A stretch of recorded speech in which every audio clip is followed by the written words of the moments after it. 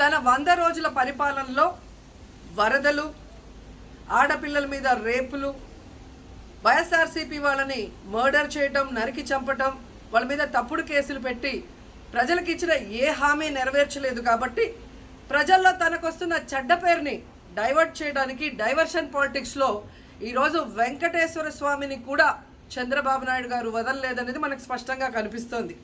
ఎందుకంటే ఆయనకి ఎప్పుడూ అలవాటు, ఎప్పుడెప్పుడు ఆయనకి చెడ్డ పేరు వస్తుందో అప్పుడు ఏదో ఒక ఇష్యూని ఆయనే క్రియేట్ చేస్తాడు.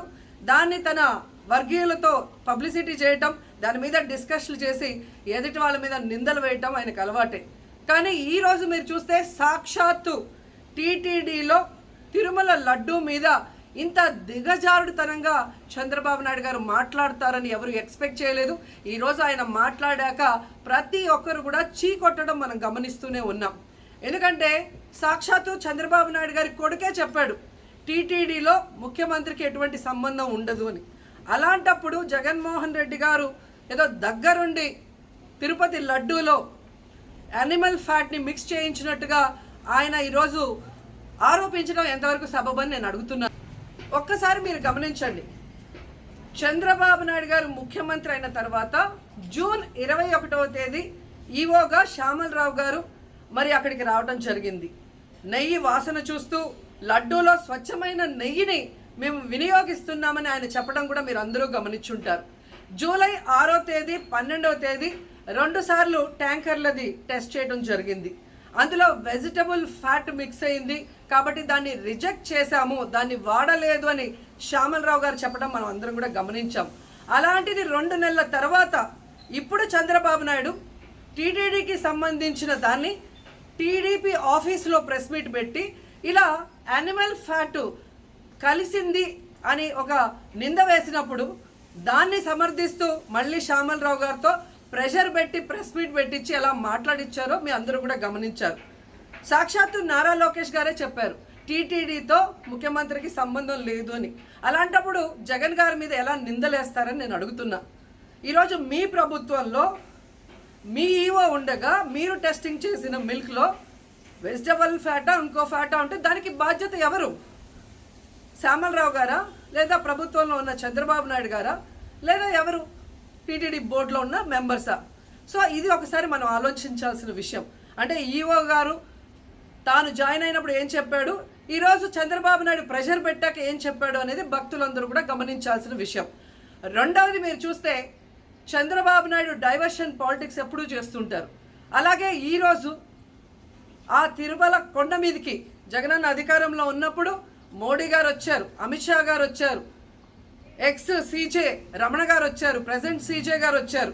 అంతెందుకు చంద్రబాబు నాయుడు ఫ్యామిలీతో సహా వెళ్ళాడు, పవన్ కళ్యాణ్ గారు వెళ్ళారు. లడ్డూలో ఏమాత్రం రుచి తేడా ఉంటే ఆ రోజే వాళ్ళు కంప్లైంట్లు ఇచ్చుంటారుగా, ఎందుకు కంప్లైంట్లు ఇవ్వలేదు?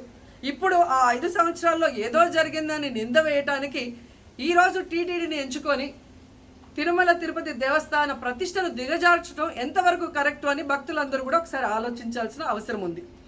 అండ్ మూడవది, ఈరోజు ఎవరైతే బీజేపీ నాయకులు కూడా మాట్లాడుతున్నారో వాళ్ళని నేను అడుగుతున్నా, ఇదే టీటీడీ బోర్డులో మెంబర్లుగా బీజేపీకి సంబంధించిన వాళ్ళు ఉన్నారు.